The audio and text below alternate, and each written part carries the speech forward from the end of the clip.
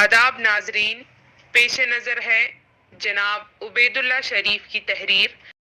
B J پی کا اصل ہتھیار یکساں سول کوڈ، مسلمان نہ گھبرائیں۔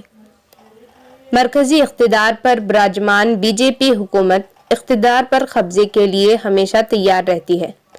وہ اپنے مفادات کی خاطر ہر اس موضوع کا انتخاب کرتی ہے جو اسے اقتدار تک پہنچا دے۔ گجرات اور ہماچل پردیش اسمبلی انتخابات کے دور میں بھی بی جے پی نے یکساں سول کوڈ کے نفاذ کا ایشو چھیڑ کر ہندوتوا ووٹوں کو اپنی جانب لانے کی کوشش کی۔ اس میں کسی نہ کسی حد تک کامیابی بھی ملی، اور اب جبکہ 2023 میں کئی ریاستوں میں اسمبلی انتخابات ہونے والے ہیں، بی جے پی اس ایشو کو زبردست ہوا دینے لگی ہے۔ خصوصاً لوک سبھا الیکشن جیسے جیسے قریب آتا جا رہا ہے، ملک میں یونیفارم سول کوڈ کا مدعا بھی بی جے پی کی جانب سے تیزی سے اٹھایا جا رہا ہے۔ اتراکھنڈ سمیت کئی ریاستوں کی بی جے پی سرکاروں نے پہلے ہی اپنی ریاست میں یونیفارم سول کوڈ لانے کا اعلان کر رکھا تھا۔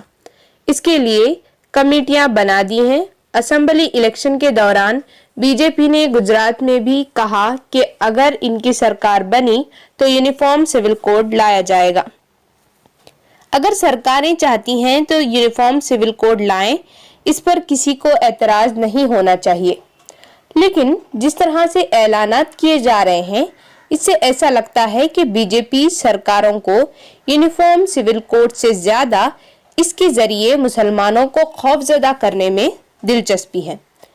آئین میں بھی یونیفارم سول کوڈ کی بات کہی گئی ہے، اس لیے مسلمانوں یا ہندو کوئی بھی طبقہ یونیفارم سول کوڈ کی مخالفت نہیں کرے گا، بشرطے کہ وہ آئین کے مطابق ہو اور کسی ایک مذہب کے رسم و رواجات اس کے ذریعے باقی مذاہب کے لوگوں پر نہ تھوپے جائیں۔ جہاں تک آئین کی بات ہے، اس میں ملک کے عوام کے لیے رائٹ ٹو ایجوکیشن یعنی سب کے لیے تعلیم کا حق، رائٹ ٹو فوڈ یعنی سب کے لیے کھانے کا بندوبست، رائٹ ٹو ہیلتھ یعنی سب کے لیے علاج کا معقول بندوبست، سب کو روزی کمانے کا ذریعہ مہیا کرانا اور سب کے لیے سر چھپانے کی چھت فراہم کرنا بھی شامل ہے۔ یونیفارم سول کوڈ بھی 7ویں یا 8ویں نمبر پر آتا ہے۔ سرکار لوگوں کے لیے تعلیم کا معقول بندوبست نہیں کر پائی، روزی روٹی کا کوئی بندوبست نہیں کیا، سب کو علاج مہیا کرانے کی کوشش نہیں ہوئی، تو ملک میں مہنگے پرائیویٹ اسپتالوں اور نرسنگ ہومز کا جال بچھ گیا۔ پرائمری اور یونیورسٹی سطح تک بڑے پیمانے پر پرائیویٹ سیکٹر کی تعلیمی ادارے قائم ہو گئے۔ سب کو 2 وقت کی روٹی ملے، اس کی کسی کو فکر نہیں۔ کووڈ کے دوران لاک ڈاؤن کی وجہ سے حکومت نے 5 کلو مفت غلے دینے کا اعلان کیا تھا اور اس کو شروع کیا تھا، لیکن وہ عارضی انتظام ہے۔ ان تمام بنیادی ضروریات کو چھوڑ کر سیدھا یونیفارم سول کوڈ کی بات کی جانے لگی۔ بڑی تعداد میں مسلمانوں نے یونیفارم سول کوڈ کی مخالفت شروع کر دی۔ انہیں ایسا نہیں کرنا چاہیے، کیونکہ سرکار نے ابھی تک یونیفارم سول کوڈ کا کوئی مسودہ پیش نہیں کیا ہے۔ اب سوال یہ ہے کہ جب کوئی مسودہ ہی نہیں ہے، کسی کو پتہ ہی نہیں ہے کہ یونیفارم سول کوڈ میں کیا ہوگا، تو مخالفت کس بات کی؟ اس لیے مخالفت کرنے کے بجائے سرکار سے یہ مطالبہ کرنا چاہیے کہ پہلے وہ یونیفارم سول کوڈ کا مجوزہ مسودہ ملک کے سامنے رکھے، اس پر ہر طبقے اور تمام مذاہب کے لوگوں کی رائے لے، اسے پارلیمنٹ میں پیش کر کے بحث ہو، اس کے بعد اسے قانونی شکل دی جائے۔ چونکہ یہ بہت ہی حساس معاملہ ہے، اس لیے ریاستوں کو الگ الگ طریقے سے اس پر قانون بنانے کی چھوٹ نہ دی جائے۔ پارلیمنٹ کے ذریعے قانون بنے جو پورے ملک کے لیے نافذ العمل قرار دیا جائے۔ الگ الگ ریاست اور اپنا یونیفارم سول کوڈ بنائیں گے تو اس کی مخالفت بھی ہوگی اور اس پر ٹکراؤ بھی ہو سکتا ہے۔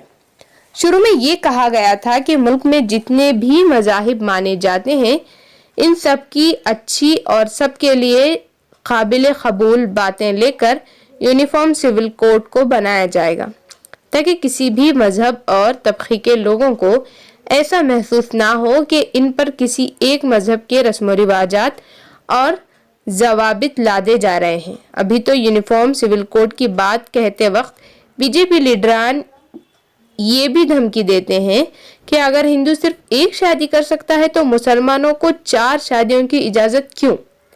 ایسی ہی باتیں مسلمانوں میں یہ پیغام دیتی ہیں کہ شاید ان پر یونیفارم سول کوڈ کے بہانے ہندو کوڈ بل لادا جائے گا۔ مسلمانوں کو گھبرانا نہیں چاہیے، کیونکہ ہندو مذہب ماننے والوں کی بڑی تعداد میں ایسے طبقے بھی ہیں جنہیں شاید یونیفارم سول کوڈ قبول نہیں ہوگا۔ مثلاً بڑی آبادی آدی واسیوں کے ہچن میں کم عمر لڑکے لڑکیوں کی شادیوں کا رواج ہے۔ بال وواہ کے خلاف قانون بنے ہوئے 50 سال گزر گئے، لیکن آدی واسیوں کی کم عمر لڑکے لڑکیوں کی شادی کرنے کا رواج نہیں روکا جا سکا۔ ملک کے ساحلی کونکن بیلٹ کے ہندوؤں میں ماما اور بھانجی کی شادی کا رشتہ بہت ہی اچھا مانا جاتا ہے اور ایسے رشتے ہوتے بھی ہیں، لیکن اتر پردیش اور ملک کے دیگر حصوں میں ماما اور بھانجی کی شادی کی اگر کوئی بات بھی کر دے تو اس کی پٹائی ہو جائے گی۔ یونیفارم سول کوڈ ایسے معاملات میں کیا کرے گا؟ جہاں تک مسلمانوں کا تعلق ہے تو وہ وراثت، عبادت، شادی، مرنے کے بعد کی رسومات جیسے چند معاملات میں اسلامی قوانین پر عمل کرتے ہیں جنہیں وہ چھوڑ بھی نہیں سکتے۔ وہ سبھی بالکل ذاتی معاملات ہیں، ان پر عمل کرنے سے کسی دوسرے مذہب کے لوگوں پر کوئی اثر نہیں پڑتا ہے، پھر ان پر اعتراض کرنے کا کیا جواز ہے؟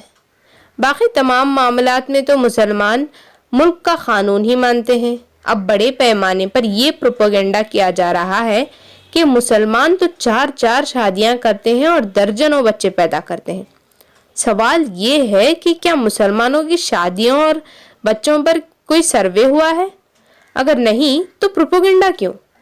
مرکزی حکومت کو چاہیے کہ وہ ہر ریاست کے ایک ضلع کا سروے کرا کے کس مذہب کے لوگوں نے کتنی شادیاں کی ہیں اور کس طبقے میں زیادہ بچے ہو رہے ہیں، محض افواہ پھیلا کر ایسا قانون بنانا کسی بھی قیمت پر مناسب نہیں ہوگا۔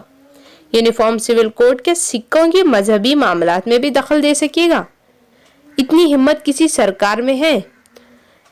جینیوں میں دگمبر جین منی کپڑے نہیں پہنتے، وہ پوری طرح برہنہ رہتے ہیں۔ کیا کوئی قانون یا سرکار ان پر کپڑے پہننے کی پابندی لگا سکتی ہے؟ ایسے بہت سے سوالات ہیں جو ہندوستان جیسے کثیر المذہب والے ملک میں یکساں سول کوڈ کے نفاذ میں روڑے ہیں۔ پہلے سرکار اس معاملے میں مسودہ تلاش کرے، پھر عوام اس پر فیصلہ لیں گے۔ خصوصاً مسلمانوں کو اس سے گھبرانے کی ضرورت نہیں ہے۔